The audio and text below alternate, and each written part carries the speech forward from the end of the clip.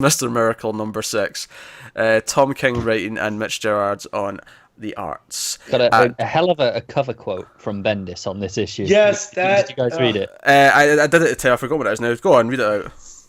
This is every year one book stands up above everyone else's. Fans and creators alike stop and stare in amazement at a couple of creators finding a new voice, new point of view, and new levels of artistic expression. This year it is Mr. Miracle. So, yeah, I'm down. Yeah, that's cool. That's fine.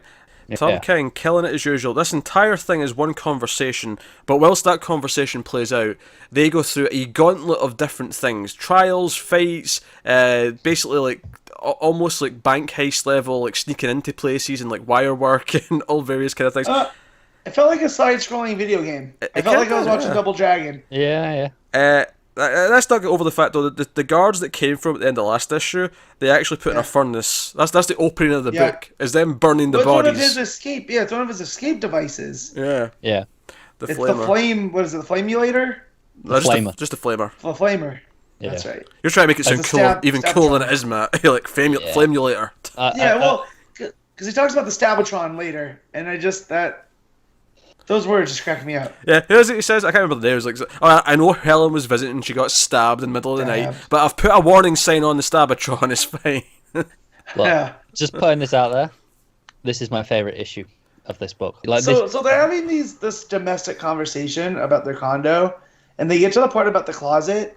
And no joke, 2 weeks ago, me and my wife had the same conversation about, well, why do you need space? You put all your stuff on the floor. This is the most relatable issue because even the bit, where they're talking about the counter and they're like, oh well, we got all that stuff on the counter.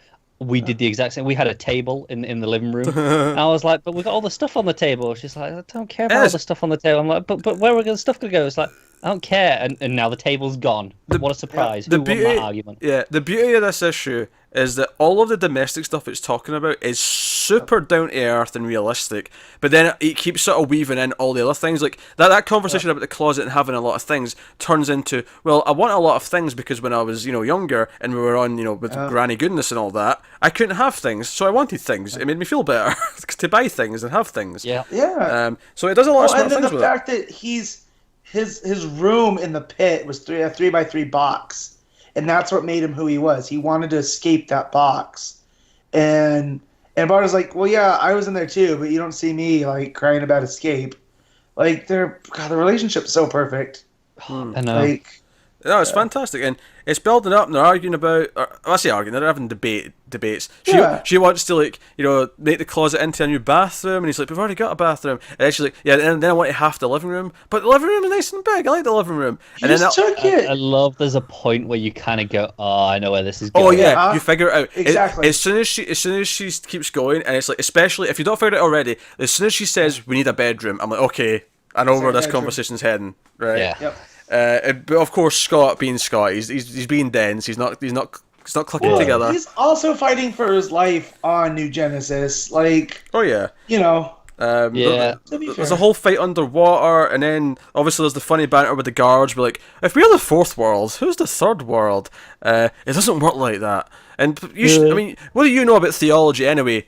I'm a god. I am theology. No, what cracked me up is that it goes, dude, I'm a god. Dude, I'm a god. It's the dude that added it so much to that. Dude, where's my car? Like, dude, I'm a god. I am theology. Yeah. But I actually just burst out laughing when I read that.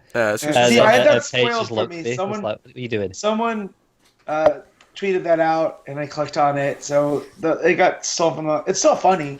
Yeah, it's really funny. But it's really good, and obviously they come out the water behind them, and then they fight the guards, but then they actually get the entrails of the big fish thing they killed, and use the entrails to pass the big void that's not supposed to be passable, and they're like tightrope walking, and Bard is tightrope walking, Scott's sort of hanging from below, or no, is it reverse. Is it reverse? Okay, all the way around. But it's delightful. It's the whole thing, and.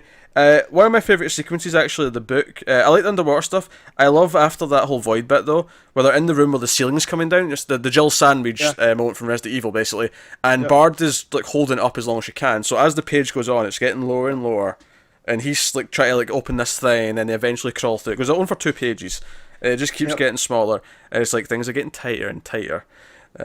It's very good. And it's actually the end of that page where it's like, so who's in the new bedroom? He's being so dense. Like, who's in the new bedroom then? What's the new bedroom for? I don't understand.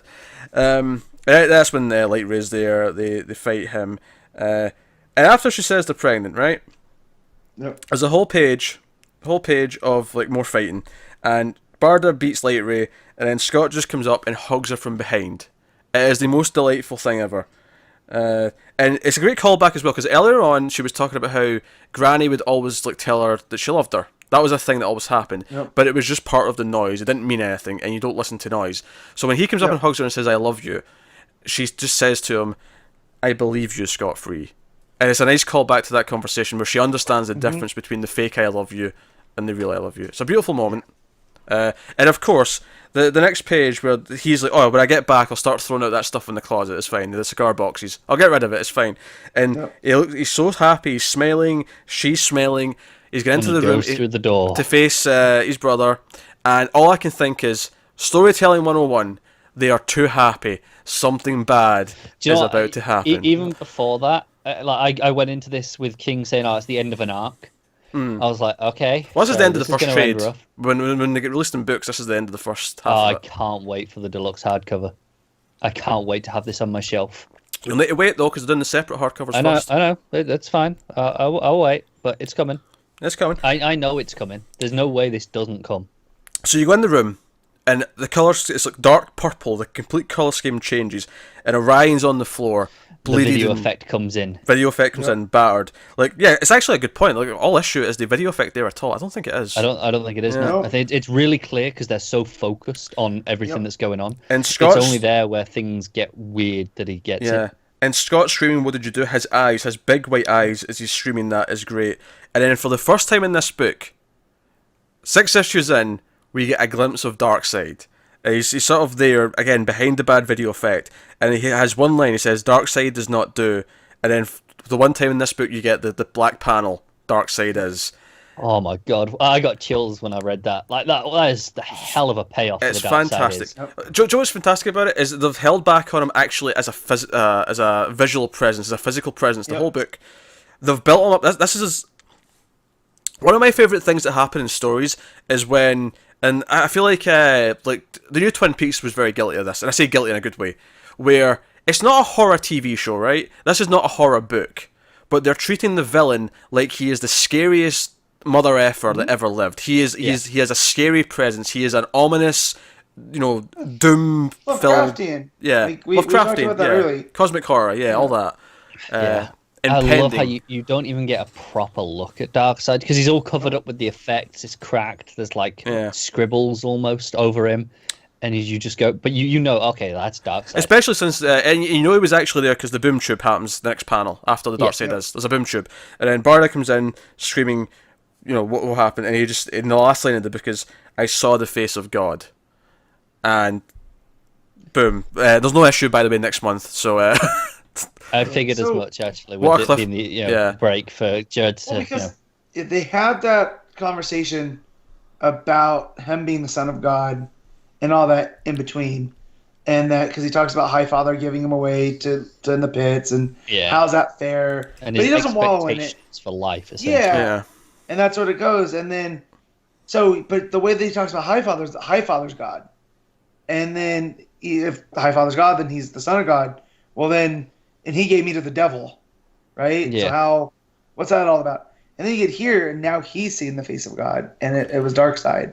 Yeah, I think if we're going back to this whole book's like a living metaphor for depression. Yep. I think the idea of he's so happy, the idea that depression just hits, you have your ups and your downs, and it kind of just hits. Yep. That's almost what this moment is. Depression is. Depression is. That's exactly it. Yeah. He says, "I saw it. I wasn't looking, but there it was." It's kind of like, it's like the sun. It's because it's perverted in this way. But the sun, you don't look at it because you don't look directly at it unless you're a bloody idiot. But even that, you always see it. It's kind of just it's in your peripheral vision. You kind of without looking at it, you see it. Pete's gonna get upset, but there was in the new Star Wars. There's that line: "If you only believe in the sun when it's there, then you have nothing to hope for in the night." As far as the rest of the issues have gone, where you can look into how they're structured, I mean, there's a little bit of things here or there, but again, it's that side-scrolling it's completely type continuous of fight until the end. Yeah. You know? I love the sequence of, there's just the way all the events look. Like you got the lasers one, the it's all the colors, it's shifting between the greens, the blues, the purples, and then you've got the underwater one, which is just gorgeous. Oh, it's fantastic, and I think I think what works about giving this conversation an entire issue is the idea that the very idea of having a child is like hope for the tomorrow. It's like, so it's important to them just in concept, but it's also important in the overall theme of like, better's going to come out of this. Like, we're going to produce something better. But it's also terrifying because now you're responsible for a living, breathing thing. Yeah, and sure. Just the only other note on the art, I love the white space. When the roof's coming down on them. Yeah, it's the same when they're crawling in the tunnels. There's this black space around them as well. Yeah, it is. But I think it's more notable with the white, because when the black space, there's still the 9-panel grid separating it, whereas because it's been white borders anyway, when it gets to that, it just looks like there's just more and more space. You lose the separation. Yeah, it's fantastic. I do think I prefer the last issue by a smidge. Well, you would be wrong.